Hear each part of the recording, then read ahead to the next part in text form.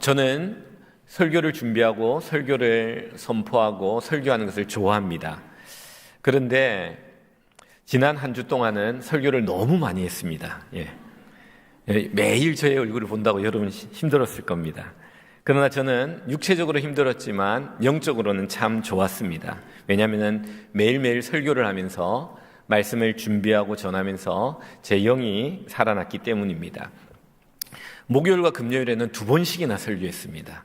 그리고 또 이번에 또 신방이 또 왜 그렇게 또 있는지요. 그렇지만 좋았습니다. 왜냐하면 설교를 준비하고 설교를 선포하고 이런 것들이 여러분의 영들만 살릴 것이 아니라 내 영을 살리는 일이기 때문입니다.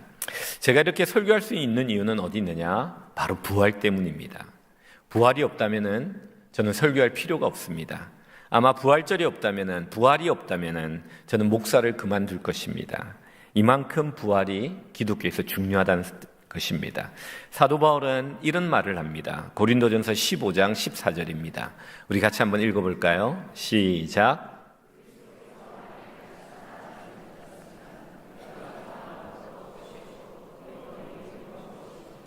사도 바울은 말합니다. 부활이 없다면 설교도 의미가 없고 믿음도 의미가 없고 구원도 의미가 없다고 말합니다. 저만 설교를 그만두는 것이 아니라 우리 교회가 문을 닫아야 되고 이곳에 모일 필요가 없다고 성경은 말합니다. 그만큼 부활이 중요합니다. 우린 지난 한 주 동안 십자가의 고난을 묵상했습니다. 십자가 중요합니다. 그러나 이 십자가는 반쪽입니다. 부활이 있어야만 이 두 개가 만나 완성이 되는 것입니다. 사도 바울은 이 부활이 없다면 모든 것이 헛되다고 강하게 말씀하고 있습니다. 오늘 우리는 이 부활절을 맞이하여 여인들이 예수님을 첫 부활을 목격했는데 이 이야기를 살펴보면서 부활해 주시는 주님의 영적 교훈들이 어떤 것인지를 생각해 보고자 합니다. 먼저 첫 번째입니다. 우리가 안식할 때 하나님이 일하십니다. 우리 같이 한번 따라해 볼까요? 우리가 안식할 때 하나님이 일하십니다. 인간이 안식할 때 예배하고 찬송하고 기도할 때 하나님은 그때 우리를 위해서 일하신다라고 성경은 말합니다. 그래서 이 안식의 능력이 있고 이 안식의 역사가 나타납니다. 여러분 1절을 한번 볼까요? 1절에 보면 이런 말씀이 있습니다. 안식 후 첫날 새벽에 예수님의 부활이 언제 일어났느냐? 안식 후 첫날 새벽에 예수님께서 부활했다는 겁니다. 여러분 이것을 좀 깊이 생각해야 됩니다. 주님의 부활은 사람들의 절망의 시간에 일어났다는 사실입니다. 제자들은 절망 속에서 멈추었어서 아무것도 할 수 없는 그 시간, 어떤 희망과 기대도 가질 수 없는 그 시간에 우리 주님이 부활하셨다는 겁니다. 바로 그 멈춤의 시간, 안식일에 하나님의 가장 위대한 부활의 역사가 준비되고 있었다는 겁니다. 주님은 이 안식일을 지나고 바로 그 주일 새벽에 부활하셨던 겁니다. 인간의 눈에는 침묵의 시간이었지만 하나님의 세계에서는 부활의 역사가 진행되고 있었던 겁니다. 여러분 우리의 삶도 이와 비슷하다는 사실 아십니까? 내가 아무것도 할 수 없는 상황, 기도 외에는 다른 방법이 아무것도 없는 상황, 기다림밖에는 답이 없는 그 상황, 우리는 불안하고 걱정하고 염려합니다. 그러나 바로 그 시간에 우리가 안식하며 주님께 예배하고 기도하고 찬송할 때 하나님 바로 그 시간에 우리를 위해서 일하신다는 사실을 성경은 우리에게 말씀하고 있습니다. 우리가 안식하고 쉰다는 것은 우리가 하나님 앞에 우리의 것들을 내려놓는 시간입니다. 이 내려놓으면 포기가 아닙니다. 이거는 맡김입니다.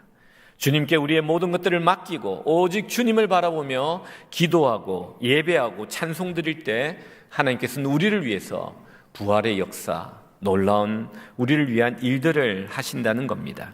이런 의미에서 안식은 쉬는 날이 아닙니다. 안식일은 믿음의 날입니다. 하나님이 나를 위해 일하고 계심을 믿는 날입니다. 나는 하나님께 예배하고 나는 하나님께 기도하고 나는 하나님께 찬송하고 하나님은 나를 위해서 일하시는 날이 안식일입니다. 그래서 진짜 안식은요, 몸의 안식이 아닙니다. 영혼의 맡김입니다. 내 혼자 너무 뭔가를 하려고 애쓰는 게 아닙니다. 혼자 애쓰려고 하지 말고 그 시간에 주님께 맡깁니다. 하던 일을 멈추고 주님을 생각하며 주님께 간구하며 주님을 찬송하며 이 예배하는 이 맡김이 바로 안식입니다. 우리가 이렇게 안식한다는 것은요, 우리가 결과도 내려놓아야 합니다. 어떤 내가 원하는 결과만을 구하는 것이 아니라 하나님이 인도하심을 믿고 결과도 내려놓아야 돼요. 나의 기대 결과를 내려놓으셔야 돼요. 나의 통제도 내려놓아야 됩니다. 내가 원하는 대로 모든 것들을 하는 것이 아니라 하나님이 다스리고 계시기 때문에 하나님이 물꼬를 이리저리 보이지 않는 손으로 나를 인도하심을 믿고 통제도 주님께 맡겨드리는 겁니다. 여러분, 불안도 내려놓습니다. 내 안에 일고 있는 이 불안도 주님을 바라보며 주님을 생각하며 주님을 바라봄으로 주님이 나에게 주시는 평강으로 바꿔야 하는 겁니다. 이렇게 안식일의 침묵과 고요함 속에 우리 하나님은 놀라운 부활을 준비하고 있었다는 사실을 기억해야 됩니다. 때때로 내가 아무것도 할 수 없을 때 멈춰야 할 때가 있습니다. 그때 여러분 주님을 믿고 맡기시기 바랍니다. 그때 주님은 부활의 놀라운 능력으로 우리의 삶을 인도하실 겁니다. 우리는 맡김으로 내가 쉬지 않고 일하는 것보다 더 나의 삶을 잘 인도하시는 하나님을 경험해야 됩니다. 그럼 더 잘 맡기게 됩니다. 내가 열심히 사는 것도 중요합니다. 그러나 더 중요한 것은 내가 잘 쉬는 것, 이 안식하며 주님께 예배하고 기도하는 것, 이게 참으로 더 중요합니다. 왜냐하면 내가 안식할 때 그 주님이 일하시기 때문입니다. 내가 나의 삶을 주도하는 것보다 하나님이 나의 삶을 주도하는 것이 훨씬 더 큰 능력과 좋은 결과가 나온다는 것을 우리는 믿어야 합니다.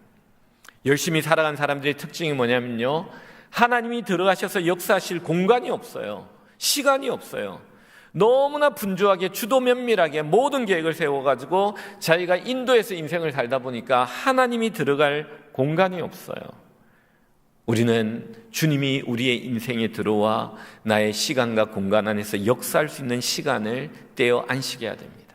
주님께 예배하고 주님께 찬송하고 주님께 기도하고 정말 어떠한 정기적으로 규칙적으로 하나님께 나와 거룩한 습관으로 주님께 이 안식하는 시간들을 가질 때 하나님은 우리를 인도하시는데 그 놀라운 은혜와 능력을 우리는 경험하게 된다는 겁니다. 여러분, 첫 번째로 기억하십시오. 이 교훈을 기억하십시오. 하나님의 부활의 역사는 안식하고 난 첫째 새벽에 미명에 일어났다는 사실입니다. 우리가 멈출 때 주님은 일하십니다. 우리가 멈추면서 그냥 멈추는 것이 아니라 게으른 것이 아니라 포기하는 것이 아니라 하나님을 믿고 예배하고 찬양하고 기도할 때 하나님이 역사합니다. 여러분, 이런 유명한 말 있죠. 우리가 기도할 때 하나님은 일하시고 우리가 일할 때 하나님은 기도하신다. 뭐라고 기도하시냐? 좀 기도하라고 기도하신대요. 우리는 하나님께 예배하고 기도하고 찬송하기를 우리 주님은 원하신다는 사실을 여론하십시오. 여러분, 열심히 여러분의 삶에 최선을 다하십시오. 그러나 주님이 들어오실 공간과 시간을 비워두십시오. 그 시간을 허락하십시오. 그때 여러분, 여러분의 최선 위에 역사하시는 하나님의 능력을 경험하게 될 것입니다. 두 번째는요, 오늘 본문은 우리에게 이 교훈을 줍니다. 말씀이 부족하면 기적과 내 삶이 해석이 되지 않습니다. 여러분 한번 따라해 볼까요? 말씀이 부족하면 내 삶과 기적이 해석되지 않습니다. 여러분, 우리가 신앙생활을 하는데요, 하나님은 크고 작은 기적과 은혜를 내 삶 가운데 베푸십니다. 그런데 어떤 사람은 이 은혜와 이 기적을 보고 믿음이 더 자라고 하나님께 더 깊어지는가 하면은 어떤 사람은 이런 일을 겪어도 그 믿음이 자라지 못하고 쳇바퀴 돌듯이 돌아가는 사람들이 있습니다. 이유가 뭡니까? 그 이유는요, 말씀의 유무입니다. 그 사람 안에 말씀이 있느냐 없느냐의 차이예요. 기적은 누구에게나, 하나님의 은혜는 누구에게나 일어납니다. 그러나 해석은 그렇지 않아요. 오늘 본문에 보니까 이 여인은 예수님께 갑니다. 빈 무덤을 봅니다. 돌을 누가 굴려줄까 걱정하며 갔는데 돌이 무덤에서 굴러져 나와 있습니다. 안 보니까 예수님이 안 계십니다. 빈 무덤을 봅니다. 이 여자들은 천사들도 만납니다. 그럼에도 불구하고 그들은 이 부활의 사건을 해석하지 못하고 이해하지 못했습니다. 왜 그렇습니까? 6절에 이렇게 말합니다. 6절 한번 볼까요? 우리 같이 한번 읽습니다. 시작.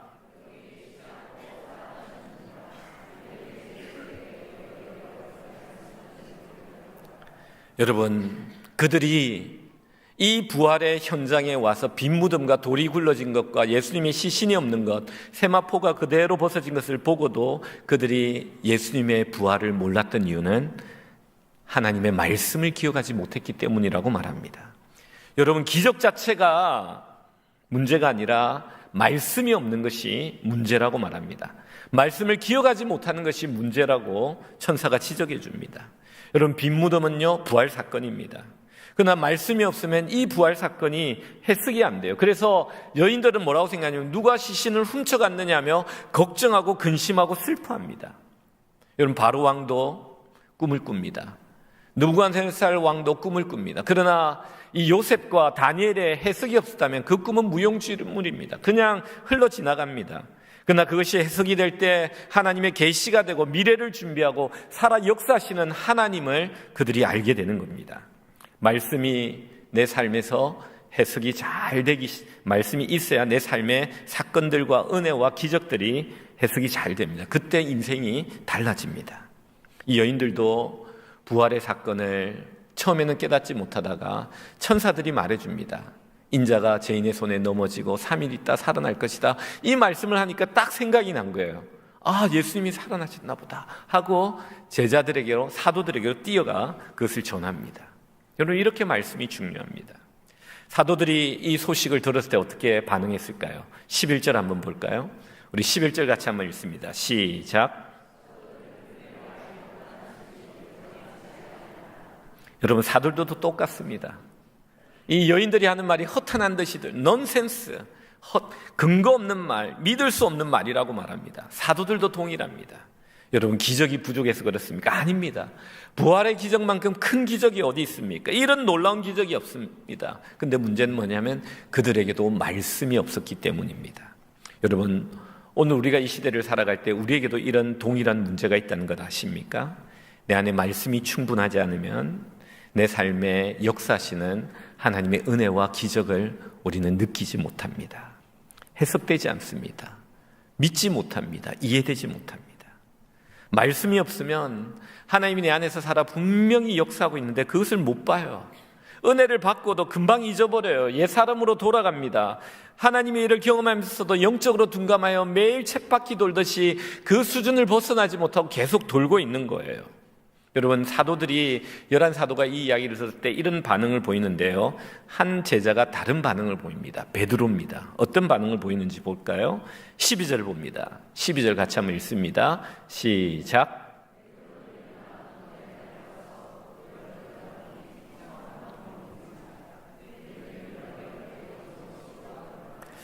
여러분, 베드로는 행동파입니다. 막 보면은 확인하러 뛰어갑니다. 열정과 열심이 있습니다. 그러나 여러분, 우리의 신앙에서는 열심만으로도 부족합니다. 베드로는 열심히 무덤을 뛰어갑니다. 다름질해 갑니다. 몸을 구부려 무덤에 도착했을 때 무덤 안을 자세히 살핍니다. 세마포도 쳐다봅니다. 그런데 그는 말씀이 없으니까 그냥 놀랄 뿐이더라. 그리고 집으로 돌아갑니다. 여러분, 신앙생활요, 열심만으로 안 됩니다. 열정만으로 안 됩니다. 열심히 봉사하는 것 중요합니다. 그러나 더 중요한 것은 말씀이 있어야 됩니다. 말씀을 기억해야 됩니다. 이미 주님께서 많은 말씀을 우리에게 주셨습니다. 그 말씀을 기억하지 못하면 부활의 그 역사의 기적의 현장에서도 그것을 깨닫지 못합니다. 말씀이 이렇게 중요해요. 말씀을 알아야 나에게 일어나는 하나님의 신령한 은혜를 우리는 다 알게 됩니다. 이해하게 됩니다. 믿게 됩니다. 신앙이 깊어집니다. 누가복음 8장 15절은요, 이런 말씀을 우리에게 하십니다. 예수님이 하신 말씀인데요, 우리 같이 한번 읽어보겠습니다. 시작.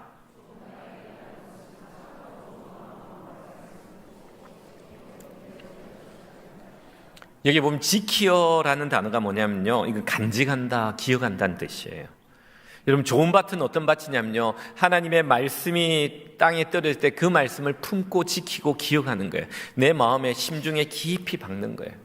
한번 박힌 목과 같이 잘 빠지지 않게 그 말씀을 막 내 마음에 심어두는 겁니다. 이게 간직하는 거예요.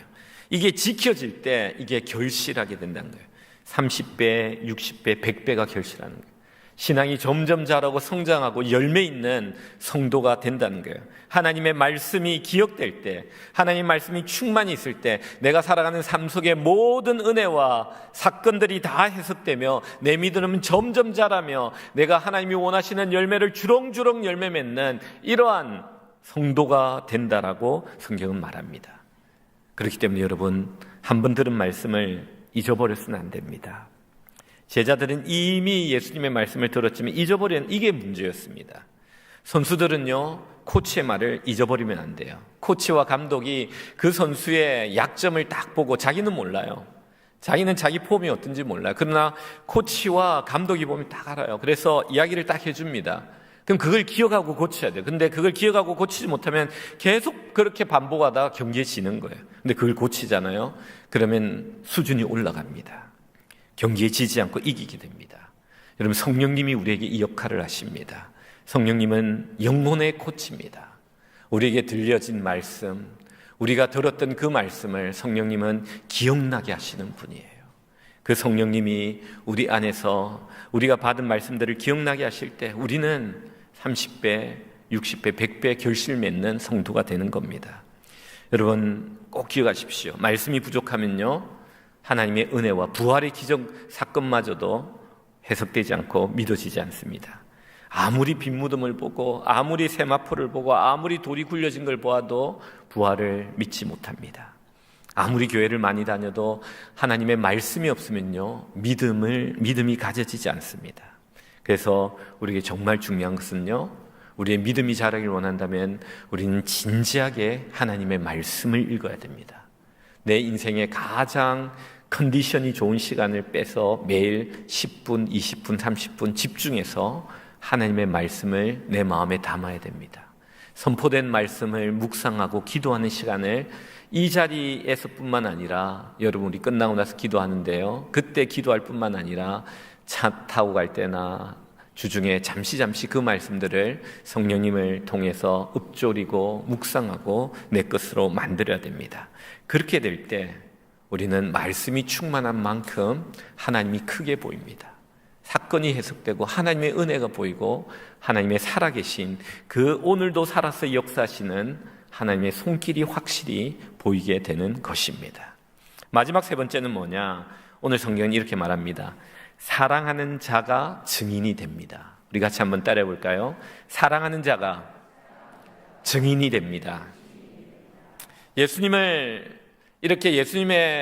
첫 번째 증인이 된 사람들은요, 제자들이 아니에요. 예수님을 따라다니면서 많이 배우고 능력을 받은 제자가 아니에요. 돈이 많은 부자도 아니에요. 머리가 좋은 학자들도 아니에요. 오늘 본문에 보니까 여자들입니다. 너무나 평범한 여자들이에요. 그런데 이 여자에게 다른 게 있는데, 그 다른 것은 뭐냐면 사랑입니다. 누구보다도 예수님을 사랑한 여자들. 주님은 이 여자들을, 이 사랑하는 여자들을 자신의 증인으로, 처음 증인으로 세우는 것을 보게 됩니다. 여러분, 우리 10절 말씀 한번 볼까요? 10절 말씀 같이 한번 읽습니다. 시작.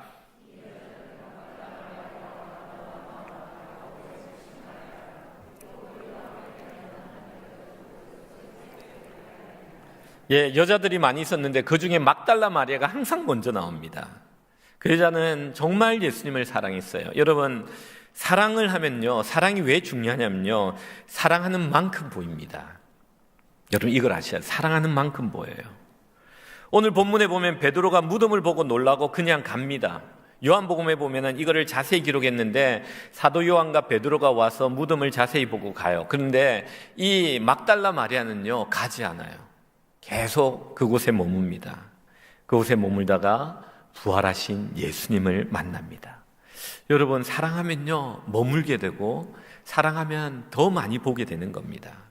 여러분, 사랑하는 사람의 특징이 뭐냐면요, 사랑하는 사람이 있으면요, 관심이 가고요, 많이 보여요. 여러 명이 앉아 있는데 사랑하는 사람이 있으면요, 그 사람만 보여요. 그리고 그 사람이 뭘 하는지 보이고 뭘 좋아하는지 어떻게 하는지 이게 다 보여요. 그래서 나중에 그걸 챙겨주면 되게 좋아하죠. 그래서 사랑이 싹 트잖아요. 그죠? 사랑하면요, 그 사람만 보이고 그 하는 것들이 다 보여요. 그냥 다른 사람들은 그냥 싹 지나가는데요, 그 사람 사랑하면요, 그게 그렇게 잘 보여요. 제가 이걸 깨달은 게 뭐냐면은, 제가 교회 생활을 하면서 제가 담임 목사가 되고 나니까요, 교회에 떨어진 휴지가 그렇게 잘 보이더라고요. 부목사 때는 잘 안 보이더라고요. 담임 목사가 되니까 떨어진 휴지가 그렇게 잘 보여요. 근데 부목사 때는요, 그러니까 담임 목사 때는 한 10개 본다면 부목사 때는 한 5개밖에 못 본 것 같아요. 담임 목사가 되고 이렇게 교회를 이제 주중에 일하다 한 바퀴씩 돌아보면 뭐 해야 될 게 너무 잘 보여요. 너무 많이 보여요. 주인과 일하는 분의 차이가 그런 거 아닙니까? 그죠? 예, 우리 부목사님 그렇다는 건 아닙니다, 여러분. 오해하지 마시고, 부목사님들 스트레스 받지 마시고, 예. 여러분, 우리가 알아야 됩니다. 사랑하면요, 그게 그렇게 많이 보여요. 잘 보여요. 사랑하는 만큼 보이는 겁니다. 그리고 두 번째는요, 사랑하면요, 행동하더라고요. 사랑한 사람이 행동해요. 사랑은요, 말이 아니라 행동입니다. 사랑은 명사나 형용사, 정의를 내리거나 묘사하는 게 아니라 사랑은 행동하는 동사다. 이런 말이 있어요. 제자들은요, 예수님이 죽임을 당하고 십자가에 죽고 나서 무덤에 들어가셨는데 두려워가지고 무덤에 가지 못해요. 근데 이 여인들은요, 무덤으로 갑니다. 움직입니다. 왜요? 주님을 사랑하기 때문에. 동트기를 기다렸다가 동트자마자 이 여인은 무덤으로 갑니다. 왜요? 사랑하기 때문에 계산하지 않고 행동하는 거예요. 찾아가는 겁니다. 그리고 사랑하면요, 어떻게 되냐면 두려움을 이겨요. 사랑은 두려움을 이깁니다. 여자들은요, 십자가를 통과합니다. 무덤까지 따라갑니다. 그래서 이들을 하나님이 증인으로 세우는 거예요. 여러분, 십자가 앞에 12제자들은 어떻게 한 줄 압니까? 병사들이 와서 예수님을 잡아갈 때 뿔뿔이 흩어 도망갑니다. 나는 절대 예수님을 부인하지 않겠다고 말했던 제자들이 얼마나 빨리 도망갔는지 한 명도 잡히지 않았어요. 보니까 이 사도 요한만 잡혔어요. 사도 요한이 옷에 딱 잡히니까 옷을 벗어두고 성경에 보니까 벌거벗은 몸으로 도망갔대요. 한 명도 안 잡혔어요. 사도 베드로는요, 좀 찔렸는지 양심에 찔렸는지 예수님이 잡혀가는 무리를 멀찍이 따라갑니다. 여차하면 도망가려고 거리를 유지하면서 따라가요.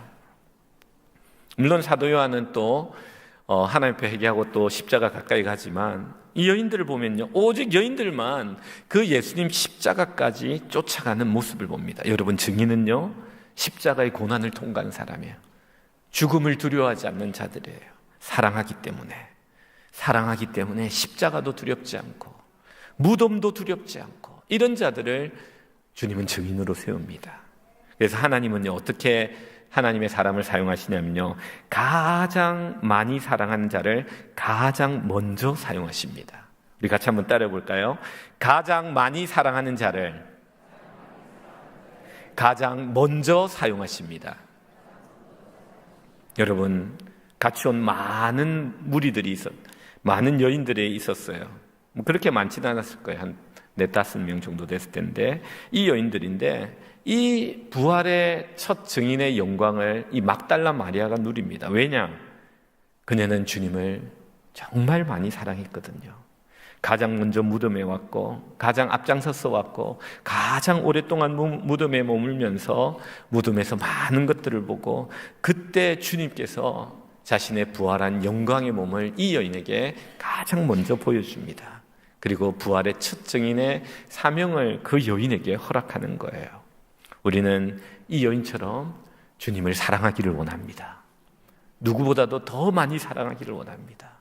그래서 주님이 우리를 보시면서 야, 내가 너를 사용하기를 원한다, 이런 마음이 들 정도로 우리가 주님을 사랑하는 자 되기를 원합니다. 여러분, 그 당시에는요, 이 증인이 된다는 게 굉장히 쉽지 않았어요. 여러분, 오늘날도 마찬가지입니다. 어떤 교통사고가 딱 나잖아요. 목격자들 딱 있잖아요. 전화번호를 딱 나눠주고 전화를 걸어가지고 증인이 되려면요, 목격자는 많은데 증인이 적어요. 왠지 아십니까? 증인이 되려면요, 또 법원에 나와야 되고 시간과 에너지를 써야 되고요, 선서까지 해야 돼요. 내가 자칫 잘못해서 잘못 말하면요, 벌을 받게 돼요. 그러니까 증인은요, 사랑하지 않으면 증인이 될 수 없는 거예요. 오늘날도 이렇지만 그 당대는 더 힘들었습니다. 로마 법정에서는요, 증인이 거짓 증언하면 죽음을 당할 수도 있었어요. 굉장히 엄했습니다. 그래서 이 증인, 어떤 진리를 말하는 것은 자기 목숨을 걸고 말해야 되는 거예요. 그래서 원어에 보면, 헬라에 보면요, 증인이라는 단어가 순교자는 단어가 원어가 같아요. 그러니까 예수 그리스도를 믿고 따르던 이 증인들은 순교를 했던 거예요. 여러분, 이 증인, 진리를 말하다 죽을 수 있는 거예요. 누가 자신의 목숨을 걸고 주님의 부활의 복음을 전할 수 있습니까? 바로 사랑하는 자입니다. 누구보다도 주님을 깊이 사랑하는 자. 그런 사람이 예수님의 증인이 되는 거예요. 사랑하지 않으면 전할 수 없습니다. 여러분, 전도하라 그럴 필요가 없어요. 주님을 사랑하십시오. 누구보다 사랑하십시오. 그러면요, 그 사랑 때문에 전하게 된다는 거예요. 오늘 성경은요, 우리에게 이 부활의 증인이 되라고 도전합니다. 이 여인처럼. 정말 여러분이 주님을 사랑하느냐? 사랑한다면 증인이 되라고 말씀하시는 거예요. 여러분, 부활절을 영어로 뭐라고 합니까? 이스터라고 그러죠. 여러분, 이스터의 뜻이 뭐냐면 이스터 동쪽이라는 뜻이죠. 끝에 ER이 붙었잖아요. 이게 무슨 뜻이냐면요, 이스터는요, 동쪽을 바라보는 사람들이라는 뜻이에요. 여러분, 동쪽은 뭐죠? 이쪽이 동쪽인가요? 이쪽이 동쪽인가요? 이쪽이 동쪽 같은데. 동쪽은요, 해가 뜨는 곳이에요. 새벽 미명, 소망, 빛이 비치는. 여러분, 해가 뜨는 것을 기다렸던 성경의 사람들이 누구입니까? 바로 이 여자들이에요. 이 여인들. 여러분, 부활절은요, 주님의 부활을 소망하고 바라보는 이런 여인들과 같은 사람들입니다. 바로 오늘 본문에 나오는 주님을 사랑하여 그 새벽 동쪽을 바라보며 새벽에 미명이 트기만을 기다렸다가 해가 뜨기를 기다렸다가 달려갔던 이 여인, 그들은 부활할 주님을 만나러 간 게 아니라 향품을 바르러 갔는데 그곳에서 주님을 만납니다. 여러분, 이 부활절은요, 바로 그런 날입니다. 동쪽을 바라보며 주님이 부활하실 것을 나의 삶 속에, 우리의 인생 가운데, 우리의 모든 삶의 영역 가운데 죽었던 것들이 다시 다 살아나기를, 주님의 부활의 능력으로 다 살아나기를 바라는 자들, 그런 자들에게 부활절인 겁니다. 그리고 이 부활절을 경험한 자들은요, 이스터 동쪽을 바라보듯이 주님을 바라보며 그 부활을 전하는 자들이 되는 겁니다. 여러분, 주님 주신 이 입으로 사람들을 살리시기 바랍니다. 주님의 복음을 전함으로 말미암아 내가 비록 희생하고 고난을 당하고 죽는다 할지라도 이 입술로 아름다운 복음을, 생명을 걸고 전하는 하나님의 사람들이 되시기를 주님의 이름으로 축원드립니다. 말씀을 맺습니다. 저는 3가지를 말했습니다. 여러분 기억하십시오. 안식할 때 하나님이 일하십니다. 이 안식은요, 포기가 아닙니다. 맡김입니다. 게으름이 아닙니다. 믿음입니다. 여러분, 우리가 하나님께 모든 것들을 맡기고 나의 분주한 시간 가운데 하나님께 시간과 공간을 허락하여 하나님께 예배하고 기도하고 찬송하는 그 시간은요, 하나님을 믿고 예배할 때 하나님은 우리를 위하여 놀라운 일들을 행하시는 겁니다. 여러분, 2번째로 말씀이 부족하면요, 내 삶에 하나님의 기적과 은혜가 해석이 안 돼요. 하나님 분명히 역사하고 계신데 이 해석이 안 되면 이것을 보지를 못합니다. 그러면은 그 믿음이 자라지를 못해요. 말씀이 충만해지면, 말씀이 부족함없이 성령님을 통해서 주신 말씀들이 기억이 나기 시작하고 이 말씀이 쌓이면 어떻게 되느냐? 어떤 역사가 되느냐? 내 안에 30배, 60배, 100배 내 신앙이 깊어지고 열매를 맺는, 사람들을 살리는 이 신앙이 된다는 겁니다. 마지막 3번째는 사랑하는 이가 증인이 됩니다. 예수님의 부활을 정한 자는 제자도 부자도 학자도 아닙니다. 사랑하는 여인들이었습니다. 여러분, 사랑하면 뭐죠? 잘 보여요. 많이 보여요. 사랑하면요, 행동합니다. 사랑하면 두려움을 이깁니다. 여러분, 사랑하면은 목숨을 걸고 이 아름다운 복음을 전하는 이스터, 동쪽을 바라보는 자가 되는 것입니다. 이 은혜가 우리 모든 성도들 가운데 가득 넘치시기를 주님의 이름으로 축원드립니다.